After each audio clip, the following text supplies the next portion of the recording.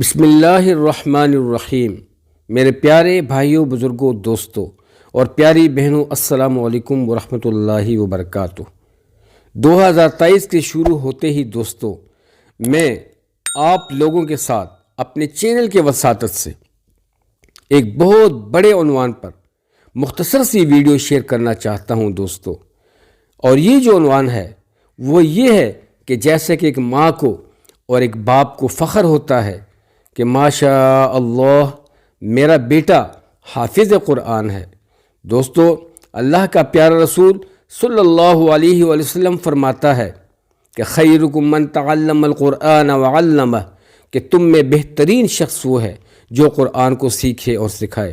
تو دوستو یہ وہ کتاب ہے اللہ سبحانہ تعالیٰ کی عظیم کتاب کہ یہ شروع ہی سے آخر تک ہمیں نفع دینے والی ہے، یعنی ہماری زندگی کے پہلے دن سے ہماری زندگی کے آخری دن تک یہ ہمیں نفع ہی نفع دیتی ہے اور اسی میں ہماری فلاح ہے۔ تو جیسے ایک ماں باپ کو اپنی اولاد پر حافظ قرآن ہونے کا فخر ہوتا ہے، تو اسی حوالے سے دوستوں میں آج آپ لوگوں کے ساتھ قرآن حفظ کرنے کے ایسے انعامات جن کو جان کر آپ سب لوگ خوش ہو جائیں گے اور فخر محسوس کریں گے، شیئر کرنا چاہتا ہوں۔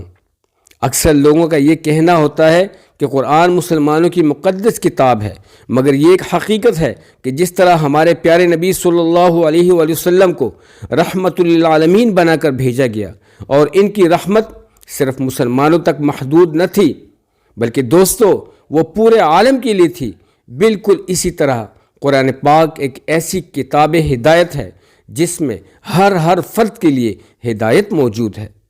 ضرور صرف اس نظر کی ہے دوستو جو کہ اس کتاب سے ہدایت حاصل کرنے کے لیے چاہے ہوتی ہے۔ دوستو قرآن کو حفظ کرنے کے انعامات کیا ہیں تو وہ میں بیان کرتا چلوں آپ کے ساتھ۔ قرآن کی تلاوت اور اس کو حفظ کرنا دونوں ہی باتیں باعث برکت ہوتی ہیں، مگر قرآن کے 30 پاروں کو زبانی یاد کر کے ہمیشہ کے لیے اس کو یاد رکھنا بہت زیادہ درجات کا سبب بنتا ہے اور دوستو بہت بڑی سعادت ہے۔ اور یہ قرآن مجید کا ایک معجزہ ہے کہ اتنے کم عرصے میں ایک بچے کو یا بچی کو آسانی سے یاد ہو سکتا ہے۔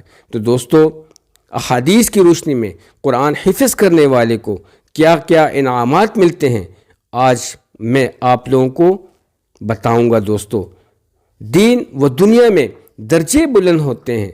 ترمذی شریف میں دوستو بیان کی گئی اس حدیث کا مفہوم کچھ اس طرح سے ہے کہ جو شخص قرآن کے ساتھ محبت رکھے گا اس کا صلہ اس کو قیامت کے دن ملے گا۔ دنیا میں قرآن پڑھنے اور اس کو حفظ کرنے والے دین و دنیا میں عزت کے قابل ہوتے ہیں۔ دوستو یعنی اس حدیث کے روح سے ہم کہہ سکتے ہیں کہ قرآن کو پڑھنے والے کو اس کے پڑھنے کا اجر نہ صرف قیامت کے دن ملے گا بلکہ دنیا میں بھی ان کو عزت و تکریم سے نوازا جائے گا۔ اسی طرح ابو داؤد میں فرمان نبی صلی اللہ علیہ وسلم ہے کہ جو تم میں سے زیادہ قرآن جانتا اور یاد رکھتا ہے وہ امام بننے کا حقدار ہے۔ دوستو حافظ قرآن کے ساتھ فرشتے ہوتے ہیں۔ صحیح بخاری شریف میں بیان کی گئی ایک حدیث کے مفہوم کے مطابق جو انسان قرآن کی تلاوت کرتا ہے اور اس کے ساتھ ساتھ اس کو حفظ بھی کرتا ہے وہ جنت کے فرشتوں کے ساتھ ہو جاتا ہے۔ اور جو انسان محنت اور مشقت سے قرآن حفظ کرتا ہے دوستو اس کے لیے دوہرا انعام ہوتا ہے۔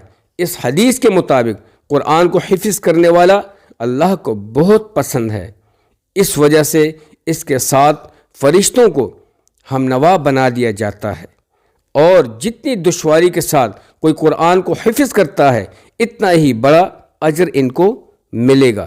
دوستو جہنم کی آگ سے قرآن پاک کی بکر سے بچ جاتا ہے، یعنی جہنم کی آگ سے بچاتا ہے۔ قرآن میں ایسی بہت ساری آیات ہیں جو ہمیں جہنم کی آگ، دجال کے فتنے، قبر کے عذاب اور دنیاوی وسوسوں سے بچاتی ہیں۔ قرآن کو حفظ کر لینا بالکل ایسا ہوتا ہے جیسے کسی نے قرآن کو اپنے دل میں اتار لیا ہو، اور جس دل میں قرآن ہوتا ہے اس دل تک جہنم کی آگ نہیں پہنچ سکتی۔ احادیث سے یہ بات ثابت ہے کہ جس انسان کو سورۃ الکہف یاد ہوگی، اس انسان کو قیامت کے قریب دجال کے فتنے سے تحفظ حاصل ہوگا۔ تو اس اعتبار سے تمام حافظ قرآن اس فتنے سے محفوظ رہیں گے دوستو۔ اسی طرح سورہ ملک کی ہر رات سونے سے قبل تلاوت انسان کو عذاب قبر سے محفوظ رکھتی ہے۔ حافظ قرآن کے سر پر تاج ہوگا قیامت کے دن دوستو۔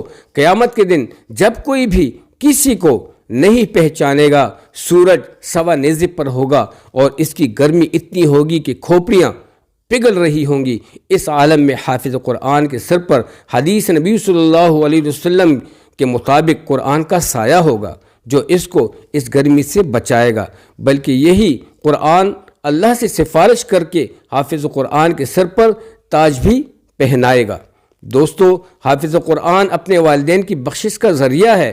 حافظ قرآن کو اللہ کی بارگاہ میں اتنی پسندیدگی اور درجات ملتے ہیں جس کے بعد وہ قیامت کے دن تک نہ صرف اپنی بخشش کروا سکے گا بلکہ وہ اپنے والدین کے لیے بھی ان کی بخشش کی سفارش کرنے کا سبب بنے گا۔